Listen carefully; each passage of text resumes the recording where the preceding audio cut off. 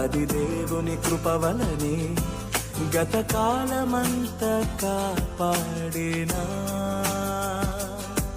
నేనేమై ఉన్నాను అది దేవుని కృప వలనే నూతన వత్సరమునకు నడిపించినా.